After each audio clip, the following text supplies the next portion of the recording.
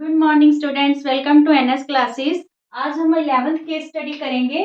यहाँ पे देखिए 11th केस स्टडी में क्या गिवन है। Raj wants to participate in 200 metre race. जो राज है वो 200 मीटर रेस में पार्टिसिपेट करना चाहता है। He can currently run that distance in 51 second. वो अब जो 200 मीटर रेस है उसको जो है पूरा करने के लिए कितने सेकंड ले रहा है, 51 सेकेंड्स, ठीक है। And with each day to participate it takes him 2 second less. और वो हर डे प्रैक्टिस करता है, ठीक है। तो प्रैक्टिस करने के बाद हर रोज उसको 2 मिनट हैं जो कम लगते हैं। He wants to do in 31 seconds. तो इसको वो कितने सेकंड्स में कंप्लीट करना चाहते हैं 200 मीटर की रेस को 31 सेकंड में। If nth term of an AP is given by an equal to 2n plus 3, then find the common difference of an AP। अगर हमें nth टर्म किस फॉर्म में दे रखी है, an equal to 2n plus 3, then find the common difference, ठीक है। ये आपका रहेगा 1 मार्क का क्वेश्चन। जो ये ऑप्शन में दे रखा है, आपको चॉइस में क्वेश्चन दे रखा है, ये 2 मार्क का रहेगा, ठीक है। कोई भी एक करना होता है। और ये 1 मार्क का। टोटल केस स्टडी कितने मार्क्स की है, 4 मार्क्स की। क्लियर। तो यहाँ पे सबसे पहले जो फर्स्ट क्वेश्चन है उसे सॉल्व करते हैं। देखिए कॉमन डिफरेंस। तो यहाँ पे ए एन की वैल्यू हमें क्या दे रखी है, 2n+3। तो हम यहाँ पे A1 फाइंड आउट करते हैं। अगर n को हम 1 लेट करते हैं तो 2 × 1 + 3, ठीक है। तो A1 की वैल्यू हमारे पास क्या आ गई, 5। A1 की वैल्यू क्या आ गई, 5। सिमिलरली यहाँ पे अगर हम n को 2 लेट करते हैं तो A2 की वैल्यू क्या रहेगी, यहाँ पे 2 × 2 हो जाएगा, ठीक है, +3। तो 2 × 2 = 4 + 3। तो A2 हमारे पास क्या आ गई, 7, ठीक है। तो कॉमन डिफरेंस क्या होता है, A2 - A1 मीन्स 7 - 5 = 2। तो फर्स्ट क्वेश्चन का आंसर क्या आ गया हमारे पास, 2। कॉमन डिफरेंस क्या है, 2 है, ठीक है। Now second part, find the terms of AP for the given situation. जो ये सिचुएशन गिवन है इसकी हमें एपी फॉर्म करनी है। And determine the 10th term from the end. And से हमें 10th टर्म भी बतानी है, इसकी कौन सी होगी। देखिए सबसे पहले जो 200 मीटर रेस है वो कितने सेकंड्स में, फर्स्ट डे कितने सेकंड लेते हैं, 51 सेकंड, ठीक है। Second part, first day 51 second ले रहा है। उसके बाद वो क्या कह रहा है कि 2 मिनट है जो उसे कम लगते हैं ईच डे जब वो प्रैक्टिस करता है। तो यहाँ पे 2 माइनस करते चलेंगे, 49, 47 और लास्ट में कितने सेकंड्स में उसको कंप्लीट करनी है, 31 सेकंड्स में, ठीक है। तो ये तो हमारी एपी फॉर्म होगी। अब वो क्वेश्चन क्या कह रहा है कि and determine the 10th term from the end. And से हमें 10th टर्म फाइंड आउट करनी है। तो जब भी हमें एंड से 10th टर्म फाइंड आउट करनी हो तो हम फॉर्मूला क्या लेते हैं, L - n - 1 इंटू डी, ठीक है। जो जनरल फॉर्मूला है A + n - 1 इंटू डी, उसकी जगह जब हमें लास्ट से टर्म पता करनी होती है तो हम यहाँ पे यूज करते हैं L का मीन्स लास्ट टर्म, ठीक है। L - n - 1 D. तो यहाँ पे आपके पास कॉमन डिफरेंस क्या रहेगा, common difference A2 - A1 means 49 - 51। तो कॉमन डिफरेंस हमारे पास रहेगा -2, ठीक है। तो यहाँ पे हम वैल्यूज फिल कर लेते हैं। देखिए लास्ट टर्म पता करनी है हमें, 10th term from the end, ठीक है। तो यहाँ पे हमने क्या करना है, लास्ट टर्म हमारे पास 31 है, माइनस 10th टर्म पता करनी है फ्रॉम द लास्ट से, डी की वैल्यू हमारे पास क्या है, -2, ठीक है। 31 यहाँ पे बचा 9, 9 को -2 से मल्टीप्लाई करेंगे, -18। और यहाँ पे माइनस पहले लिख लीजिए, -18, ठीक है। तो यहाँ पे माइनस माइनस क्या हो गया, प्लस, ठीक है। तो यहाँ पे हुआ ये 49 मीन्स जो 10th टर्म है फ्रॉम द एंड या फ्रॉम द लास्ट वो क्या होगी, 49 होगी। यहाँ तक क्लियर, ओके। स्टूडेंट्स सेकंड का जो चॉइस में क्वेश्चन है, what is the minimum number of days he needs to practise till his goal is achieved. अगर वो 31 सेकंड में 200 मीटर की रेस को कवर करना चाहता है तो उसको minimum number of days means हमें एन फाइंड आउट करनी है, ठीक है। तो हमारे पास फॉर्मूला क्या रहेगा, an = a + n - 1 डी। तो कितने सेकंड में वो रेस को कंप्लीट करना चाह रहे हैं, 31 सेकंड्स में, ठीक है। हमने एपी क्या फॉर्म की थी, 51 49, 47 और एंड में 31। ठीक है, तो ए हमारे पास क्या है 51 प्लस एन हमने फाइंड आउट करनी है और कॉमन डिफरेंस हमने क्या लिया था -2। ठीक है, ये 51 इधर लाके क्या कर लीजिए minus, equal to n-1 into -2। तो यहाँ पे -20 रहा, ये -2 मल्टीप्लाई है तो इधर आके क्या हो गया डिवाइड। क्लियर, तो यहाँ पे कैंसिल होके आपके पास आया 10, ये -1 इधर आके +1 हो गया तो n की वैल्यू क्या आ गई 11।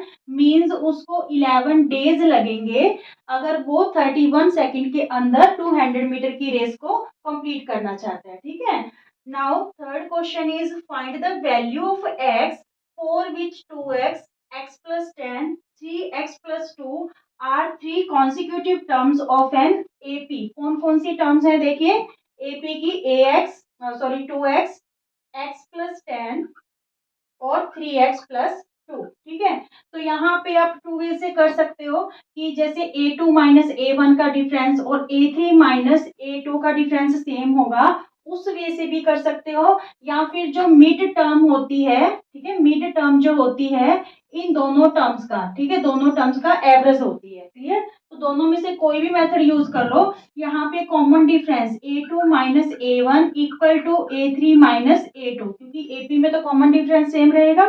ठीक है, तो A2 की वैल्यू हमारे पास क्या है x प्लस 10 माइनस 2x। ठीक है, इक्वल टू A3 की वैल्यू क्या है 3x plus 2 minus x plus 10।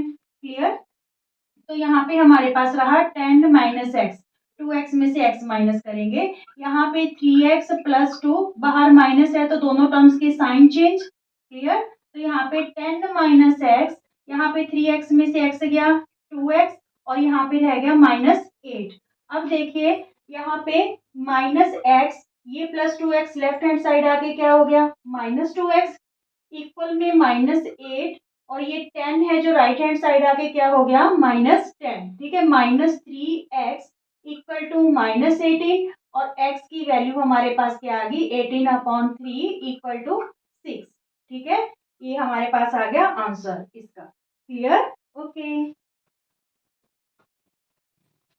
Students, 12th case study है। A cyclist is climbing through a 20 metre long rope which is tightly stressed and tied from the top of a vertical pole to the ground. Based on the above information, answer the following question. Find the height of the pole if the angle made by the rope with ground level is 60 degree. ठीक है, हमें क्या पता करना है, पोल की height पता करनी है अगर वो रोप है जो ग्राउंड लेवल पे 60 डिग्री का एंगल बनाती है। देखिए सबसे पहले ये पोल हो गया, ठीक है, और ये रोप होगी, ये हमारी डायग्राम बन रही है ए बी सी, यहाँ पे 90 डिग्री का एंगल है। क्या कह रहे हैं find the height of the pole, means हमें पोल मीन्स बीसी की है जो हाइट पता करनी है, बीसी की क्या पता करनी है हाइट पता करनी है। If angle made bye rope with ground level, angle है जो रोप के द्वारा ग्राउंड लेवल पे कितना एंगल बन रहा है 60 डिग्री का। ठीक है, 60 डिग्री और लॉन्ग की जो लेंथ है that is given 20 metre, 20 metre. ठीक है, बिल्कुल इजी सा क्वेश्चन है। देखिए in triangle A B C, ठीक है, तो हमें पता क्या करना है बीसी फाइंड आउट करनी है और गिवन क्या है कौन सी साइड है एसी, बीसी अपॉन एसी, तो ये हो गया परपेंडिकुलर और ये हाइपोटेन्यूज, परपेंडिकुलर अपॉन हाइपोटेन्यूज होता है हमारे पास साइन। ठीक है, साइन 60 डिग्री, तो यहाँ पे बीसी तो हमने फाइंड आउट करनी है, एसी गिवन है 20 और साइन 60 की वैल्यू होती है √3/2, तो ये 20 इधर जाके क्या हो जाएगा मल्टीप्लाई हो जाएगा, √3/2, 20 इधर जाके मल्टीप्लाई हो गया, तो यहाँ पे देखिए 2 10 20, तो बीसी की वैल्यू हमारे पास आ गई 10√3 मीटर। ठीक है, क्योंकि ये मीटर में गिवन है तो बीसी की वैल्यू हमारे पास क्या आ गई 10√3 मीटर। ठीक है, बीसी मीन्स पोल की जो हाइट है। सेकंड क्वेश्चन है if the angle made by the rope with the ground level is 45 degree then find the height of the pole. ठीक है, यहाँ पे 60 डिग्री का एंगल ना देके अब वो कहते हैं कि अगर एंगल 45 डिग्री का फॉर्म करे तो फिर हमें हाइट सेम ही हाइट ही फाइंड आउट करनी है, मीन्स बीसी ही फाइंड आउट करनी है सेकंड क्वेश्चन में। ठीक है। If the angle made by the rope with ground level is 45, 60 की जगह हमने एंगल क्या कर दिया 45। तो सेम ही लेंगे, देखिए हाइट पता करनी है पोल की, तो BC upon AC equal to, अब ये क्या हो जाएगा साइन 45, ठीक है साइन 45।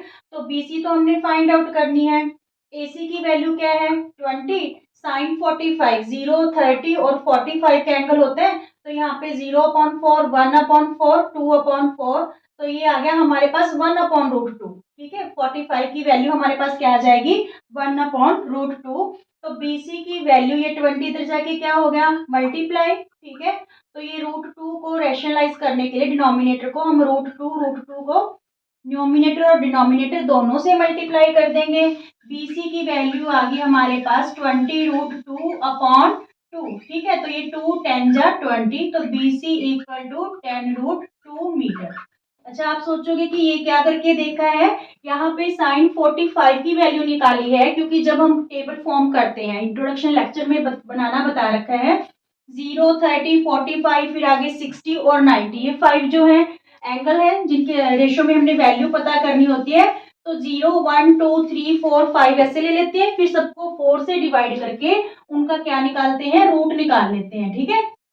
तो यहाँ पे हमें साइन 45 की वैल्यू चाहिए थी, तो इसलिए ये आया साइन 45 में आया हमारे पास 2/4, तो 2 1 जा 2 2 2 जा 4, तो 1 का रूट तो 1 ही हो गया और ये √2 रह गया, तो हमने साइन 45 की वैल्यू यहाँ पे क्या यूज कर ली 1/√2। क्लियर स्टूडेंट्स, जो चॉइस वाला क्वेश्चन है उसमें क्या गिवन है, if the angle made by the rope with the ground level is 45 degree, means angle हमें यही वाला गिवन है 45, and 3 metre rope is broken, और 3 मीटर जो रोप है वो ब्रोक हो जाती है, then what will be the height of the pole, तो उस केस में पोल की हाइट क्या होगी। देखिए पहले हमारे पास जो रोप की लेंथ है दैट इज गिवन 20 में से आपकी 3 मीटर जो रोप है वो ब्रोकन होगी, तो रोप की जो लेंथ है अब वो क्या रहेगी 17 मीटर, ठीक है।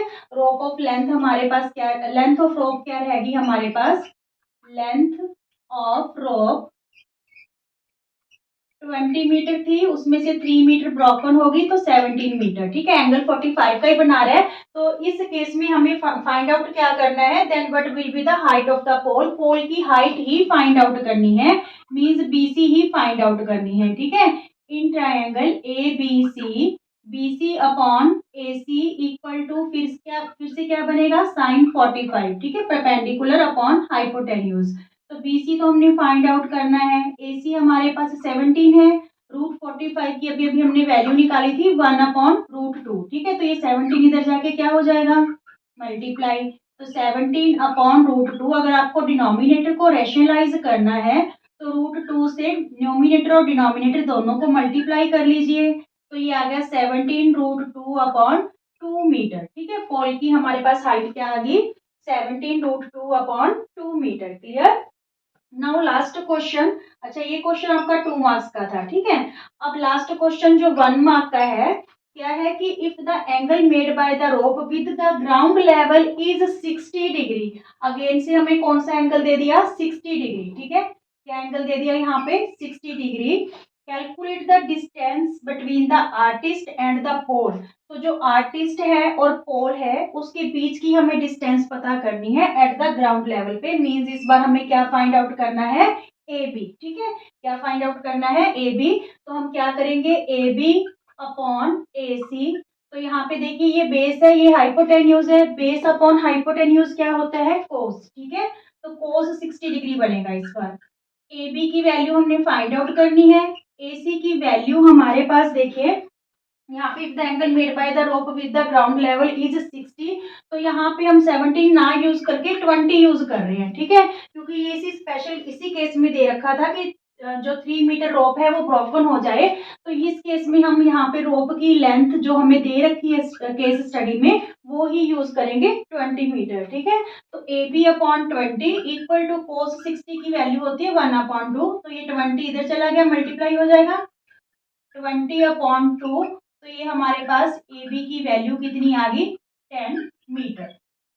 Clear okay 13th case study students in a library there are 420 math books and 130 science books, Neha wants to stack them in such a way that each stack has the same number and they take up the least area of surface. जो नेहा है उनको इस type से arrange करना चाहती है कि same number हो बुक्स का, ठीक है, और लिस्ट जो एरिया है सरफेस का वो टेकअप करें. तो answer the following questions on the base of the above information. If a number has no factors, अगर एक नंबर के कोई फैक्टर नहीं है other than one and number itself, one और उस नंबर के खुद के अलावा, तो वो नंबर क्या होता है? Prime number. क्या होता है? Prime number. ठीक है. What is that number?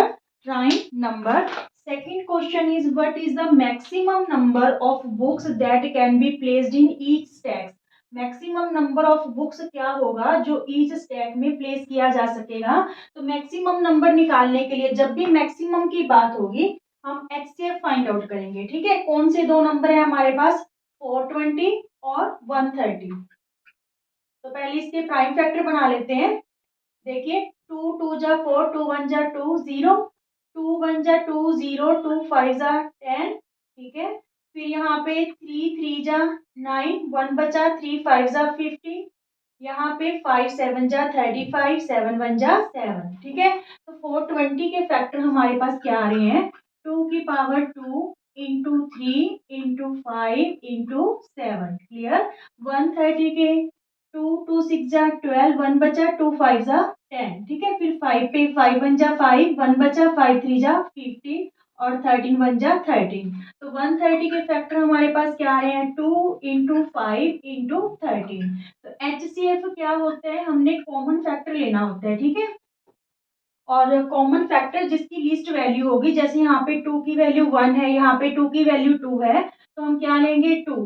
5 दोनों में ही 1 टाइम है तो 5. तो एचसीएफ हमारे पास क्या आ गया? 10 आ गया. इट्स मीन्स जो मैक्सिमम नंबर होगा बुक्स का that can be placed in each stack is 10. ठीक है. नाउ जो आपके पास चॉइस में क्वेश्चन है, if the quantity of books doubled, अगर जो ये क्वांटिटी है बुक्स की 420 और 130 वाली, इसको डबल कर दें, then what is the maximum number of books that can be placed in each stack. तो फिर मैक्सिमम नंबर ऑफ बुक्स क्या होगा जो ईच स्टैक में क्या करेंगे? प्लेस्ड करेंगे. तो अगर नंबर ऑफ बुक्स को डबल कर देते हैं तो ये नंबर भी, मैक्सिमम बुक्स का नंबर भी क्या हो जाएगा? डबल हो जाएगा. ठीक है. ये भी क्या हो जाएगा? डबल. मीन्स पहले 10 रख पा रहे थे, अब कितनी हो जाएंगी? 20. Clear. Find the LCM of the given number. अब हमने एलसीएम फाइंड आउट करना है. देखिए एलसीएम, तो एलसीएम में हम क्या करते हैं? जो कॉमन फैक्टर होता है उसका ग्रेटेस्ट पावर वाला नंबर लेंगे. ठीक है. यहाँ पे ये 5 ले लिया, और जो नंबर एवरी मतलब एवरी फैक्टर लेना होता है, तो यहाँ पे जैसे इसमें 3 है ये भी लेंगे, यहाँ पे 7 और ये वाला 13. ठीक है. एवरी फैक्टर लेना होता है और जो कॉमन फैक्टर होता है उसकी ग्रेटेस्ट पावर लेनी होती है. ठीक है. तो यहाँ पे 2 2 जा 4, 4 5 जा 20, 23 जा 60, 67 जा 420, 420 को 13 से मल्टीप्लाई कर लेते हैं, तो ये हमारे पास आ गया 5460, 5460.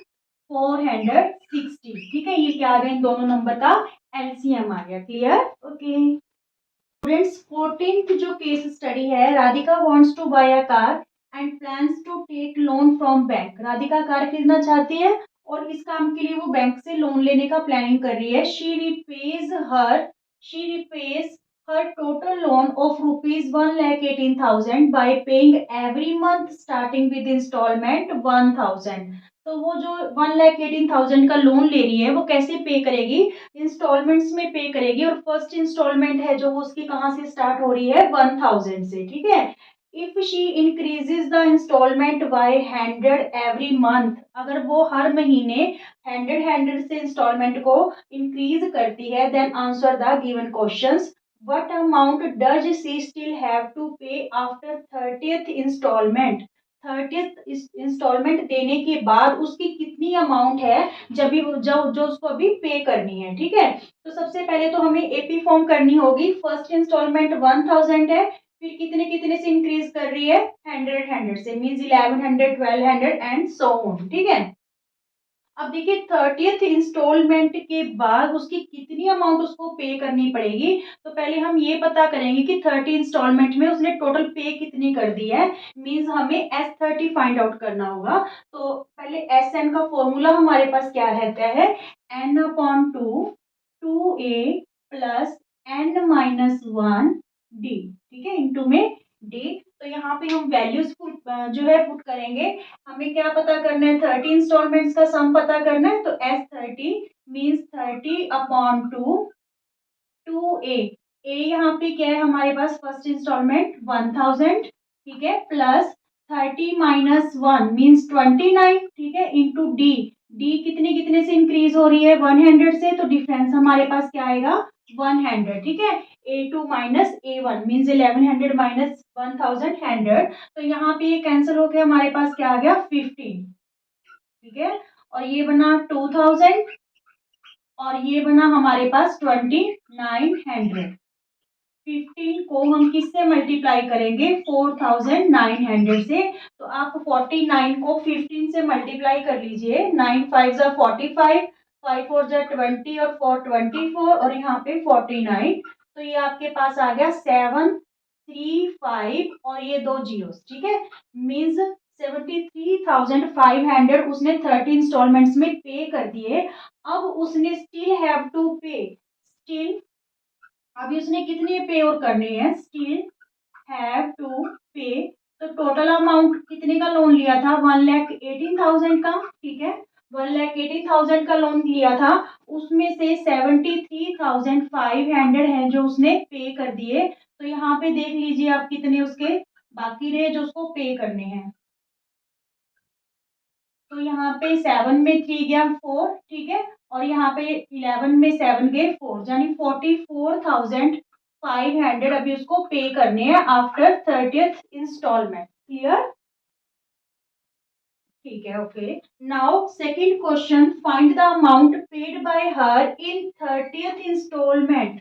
30th इंस्टॉलमेंट में उसने कितनी जो अमाउंट है पे की। मींस यहाँ पे A30 फाइंड आउट करना है, ठीक है। 30th इंस्टॉलमेंट का पूछा है हमसे स्पेशल, तो हमने क्या फाइंड आउट करना है, A30 का मींस A प्लस 29D, ठीक है। तो A की वैल्यू हमारे पास 1000 है, D हमारे पास 100 है, ठीक है। तो ये हमारे पास आ गया 1000 प्लस 2900, तो ये हो गया 3900, ठीक है। मीन्स 30th इंस्टॉलमेंट में उसने 3900 रुपीज है जो पे किए।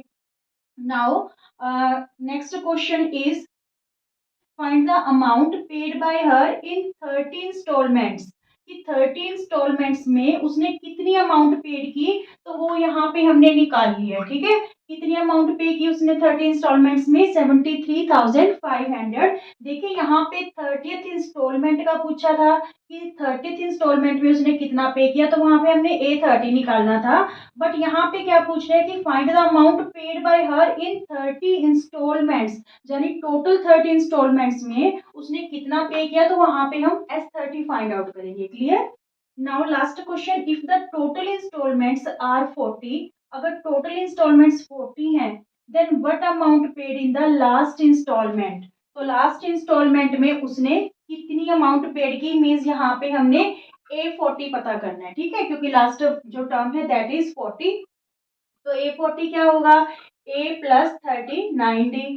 A की वैल्यू हमारे पास 1000 है, 39D की वैल्यू क्या है, 100, ठीक है। तो ये 1000 प्लस 3900, तो यहाँ पे हमारे पास क्या आ गया, 4900। ये इसने 40th इंस्टॉलमेंट में, जो लास्ट इंस्टॉलमेंट थी, 40th इंस्टॉलमेंट में पे किया है, ठीक है।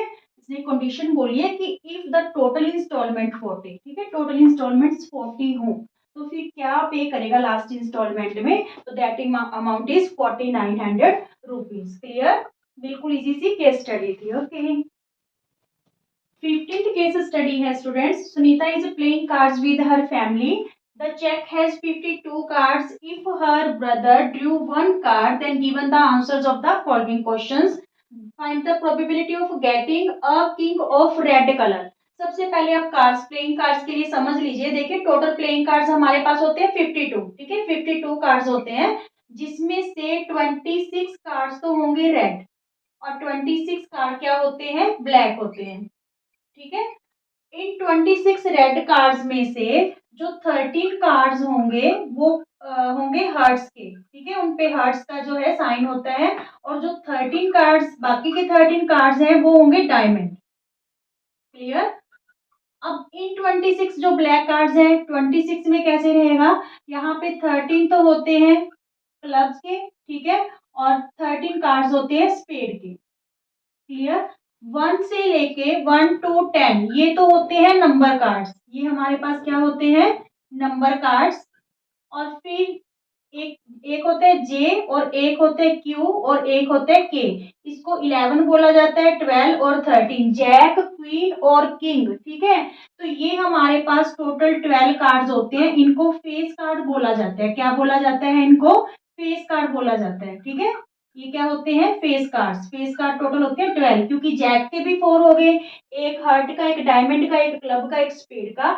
ऐसे ही क्वीन के भी 4 हो गए, हार्ट, डायमंड, क्लब और स्पेड। ऐसे ही किंग के भी 4 हो गए, हार्ट, डायमंड, क्लब और स्पेड। तो टोटल 12 फेस कार्ड्स हो जाते हैं। क्लियर। तो चलिए अब देखिए क्वेश्चन के आंसर्स देते हैं। Find the probability of getting a king of red colour. King of red colour, ये रहा किंग। तो किंग के पास रेड कलर के कितने कार्ड हैं, 2 कार्ड रेड के हैं और 2 कार्ड किसके हैं, ब्लैक के। तो यहाँ पे मीन्स जो प्रोबेबिलिटी आएगी फर्स्ट क्वेश्चन में, तो फेवरेबल आउटकम क्या होंगी, 2। ठीक है, क्योंकि जो किंग है रेड कलर का वो 2 ही है, या तो हर्ट और या फिर डायमंड। और आउट अपॉन में टोटल आउटकम्स, तो टोटल कार्ड कितने हैं, 52। तो ये कैंसिल होके हमारे पास क्या आ जाएगा, 1/26 answer. Clear. Second question, find the probability of getting a face card. Face card की प्रोबेबिलिटी क्या होगी, अभी अभी आपको बताया फेस कार्ड कितनी होते हैं, टोटल 12। ठीक है, तो जो आउटकम्स हैं, पॉसिबल आउटकम्स 12। ठीक है, टोटल आउटकम्स 52। तो यहाँ पे 4 3 जा 12, 4 1 जा 4, 4 3 जा 12। ठीक है, 4 के टेबल पे कैंसिल कर दिया हमने, 4 3 जा 12, 4 13 जा 52। तो ये आंसर आ गया फेस कार्ड की प्रोबेबिलिटी का हमारे पास 3/13। Clear. Find the probability of getting a jack of hearts. जो जैक है, जैक ऑफ हर्ट्स, जैक के पास हर्ट्स कितने, 1 ही है। ठीक है, 4 पत्ते होते हैं यहाँ पे, 4 कार्ड्स होते हैं, एक हर्ट, डायमंड, क्लब और स्पेड। तो यहाँ पे हमें जैक ऑफ हर्ट्स की प्रोबेबिलिटी फाइंड आउट करनी है। तो दैट इज 1/52, क्योंकि हर्ट, जैक ऑफ हर्ट 1 ही है। ठीक है, upon 52। Find the probability of getting a spade. Spade की पता करनी है, तो यहाँ पे उसने किसी पर्टिकुलर कार्ड का नाम नहीं लिया। तो स्पेड टोटल हमारे पास कितने हैं, 13 है। ठीक है, तो यहाँ पे फिर हमारे पास प्रोबेबिलिटी ऑफ स्पेड क्या आ जाएगी, favourable outcomes upon total outcomes. Total 52 है, तो ये कैंसिल हो गए, 13 1 जा 30, 13 4 जा 52। ठीक है, बहुत इजी सी केस स्टडी है, पर आपको ये सारी चीज क्लियर होनी चाहिए, फिर ही इस केस स्टडी को आप कर पाओगे। क्लियर। ओके।